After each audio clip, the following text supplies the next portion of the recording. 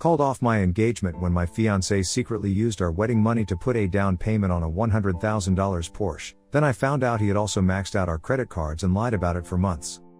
I need some outside perspective on this situation because I'm not sure if I'm overreacting. Background: Jake and I have been together for 5 years, living together for 3 years, and engaged for almost 2 years. We're both finishing up our master's degrees and will be graduating next month. I'm in computer science with a focus on data engineering, and Jake is getting his MBA. Throughout our relationship, we've grown a lot as individuals and as a couple. We've faced challenges together, and I thought we were on the same page about our future plans. When we first got together in undergrad, we were both broke college students surviving on ramen and student loans. Jake came from a middle-class family that helped with some of his expenses, while I was mostly on my own after my parents divorced during my sophomore year. They each had their own financial problems to deal with, so I learned to be independent early on. I worked part-time jobs throughout college and managed to graduate with minimal student loans. Jake wasn't as careful with money back then. He would often blow his monthly allowance from his parents within the first week, then struggle until they sent more or borrow from friends. I didn't think much of it at the time because we were young, and hey, who hasn't made stupid financial decisions in college? When we got engaged after finishing our bachelor's degrees, we decided to combine our finances as preparation for marriage. I took on the role of managing our budget since I'm more detail-oriented and enjoy planning. Jake agreed to this arrangement, saying that numbers weren't his thing despite pursuing an MBA. We've been operating this way for the past 2 years.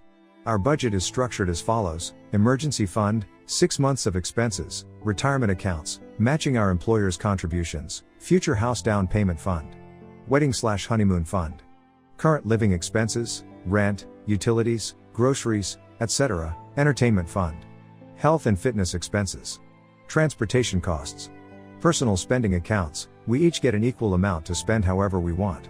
We also have a joint credit card for shared expenses that we pay off each month. Jake handles the payment of that bill while I manage all the other accounts. I should mention that I received an inheritance from my grandmother last year when she passed away.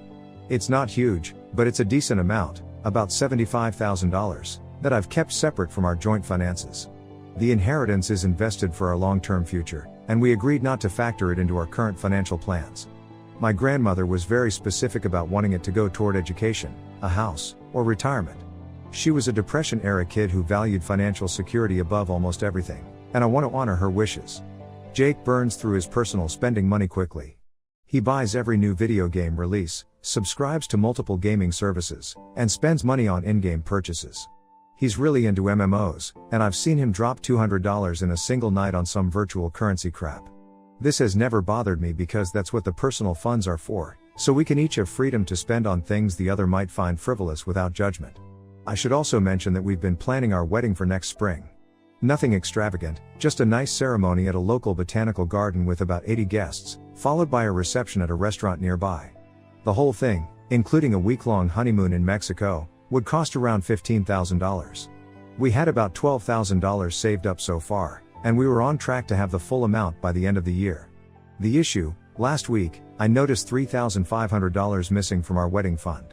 This immediately set off alarm bells because we never touched that account without discussing it first.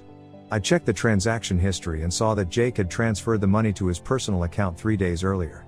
I waited until we were both relaxed on Saturday morning and asked Jake about the missing money. We were having coffee on our small balcony. He casually mentioned, as if it were no big deal, that he had put down a deposit on a Porsche Taycan. Not a used one, a brand new one. He even pulled out his phone to show me pictures of his new baby. This wasn't some spur-of-the-moment decision either. He'd been test driving different models for weeks without telling me. I nearly choked on my coffee. A Porsche Taycan starts at around $90,000. Even the most basic model with no extras is way beyond what we can reasonably afford right now. I tried to stay calm and asked why he would make such a large financial decision without discussing it with me first. He got defensive and said he thought I'd be excited for him. When I pointed out that this wasn't aligned with our financial plan, he accused me of trying to control him and not wanting him to have nice things. "It's always about your plans and your goals," he said, glaring at me over his mug. "For once, I want something for myself. Here's the thing, I just accepted a job offer at a tech company with a very competitive salary, $115,000 base plus benefits and stock options. Jake is still interviewing and has turned down a few offers because he didn't think they were good enough.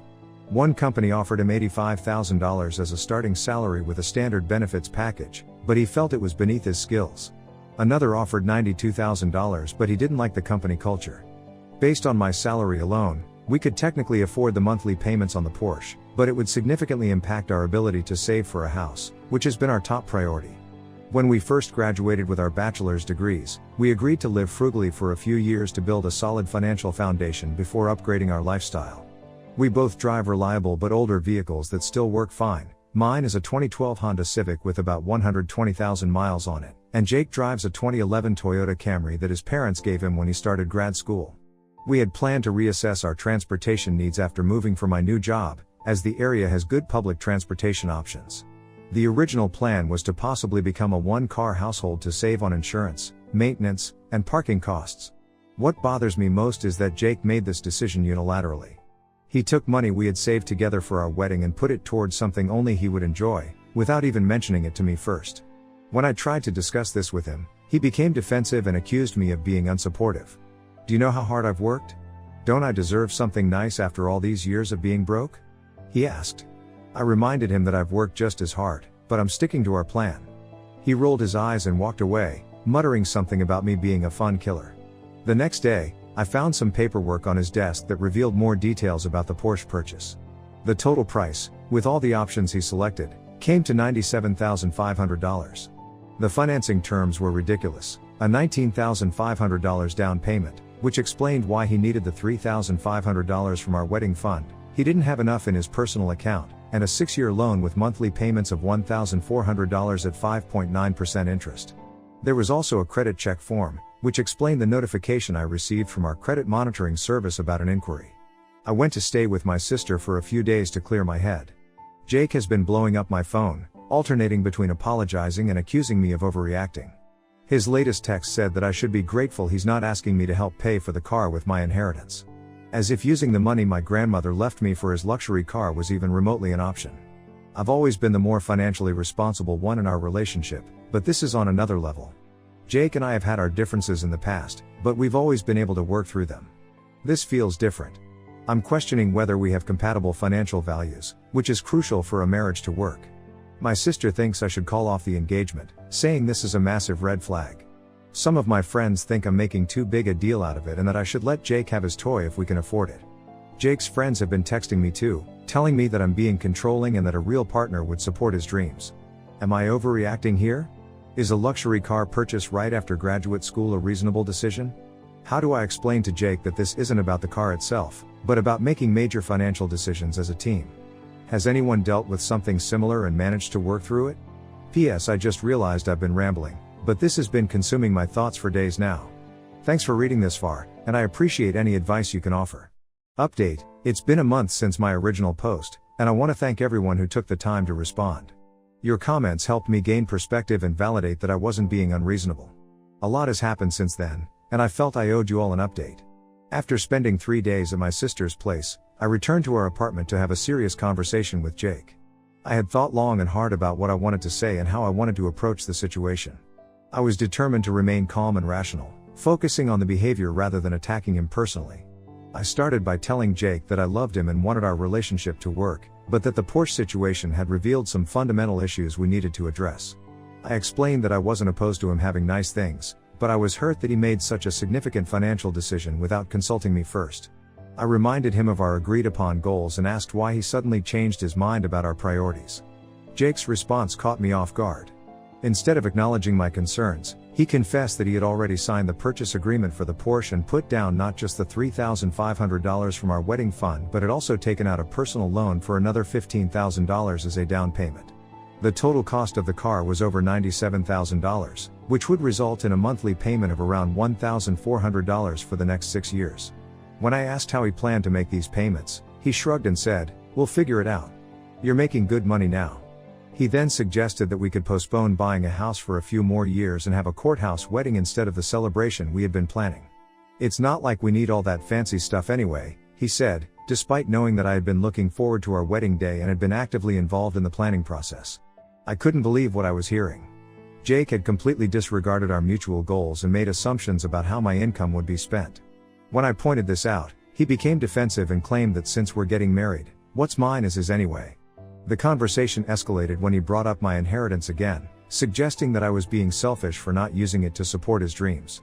I reminded him that we had agreed that the inheritance would remain separate and be used for long-term investments, in line with my grandmother's wishes.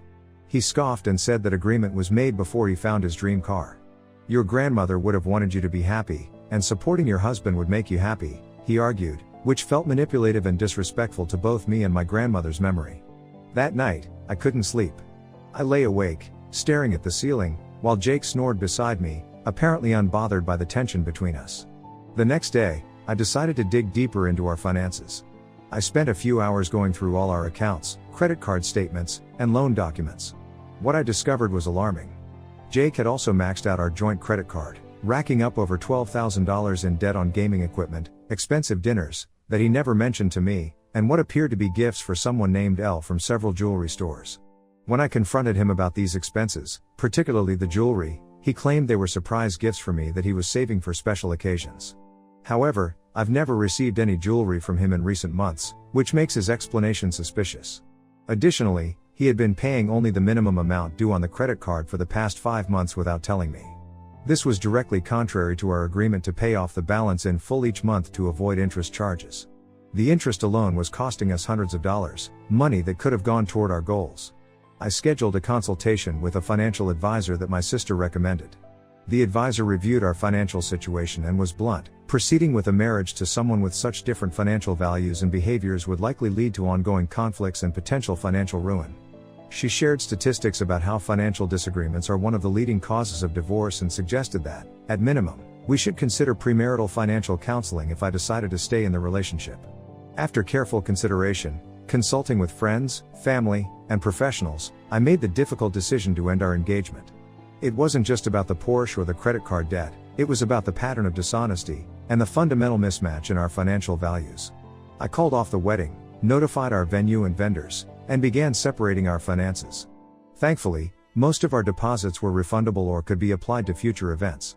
The venue was surprisingly understanding and allowed us to transfer our deposit to my sister, who had been thinking about having her anniversary party there next year. Breaking the news to Jake was one of the hardest things I've ever done. His reaction was a mix of disbelief, anger, and then desperate pleading.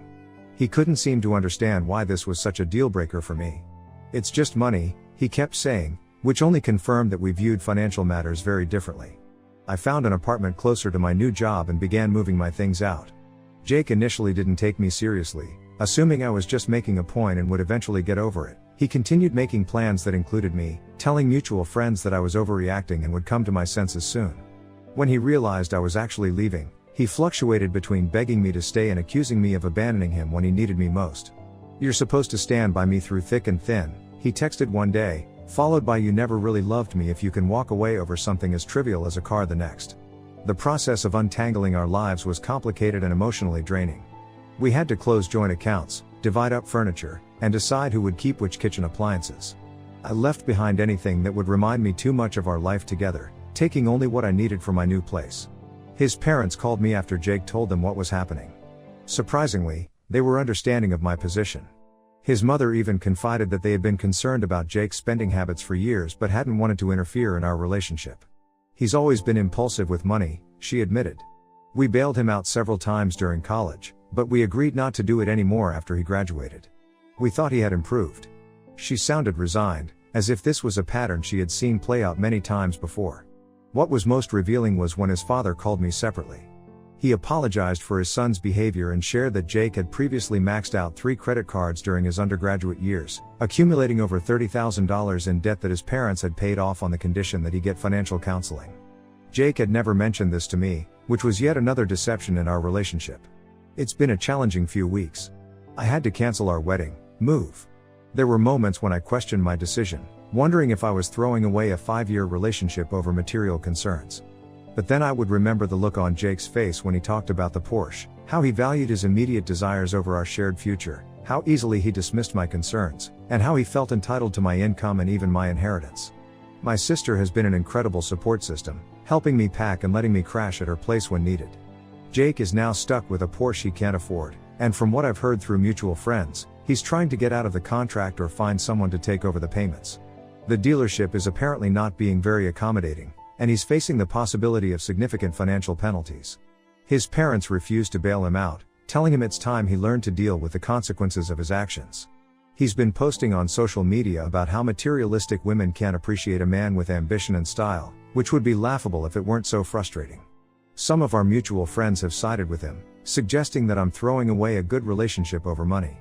But those who know the full story understand that it's about much more than that. As for me, I'm settling into my new apartment and focusing on my career.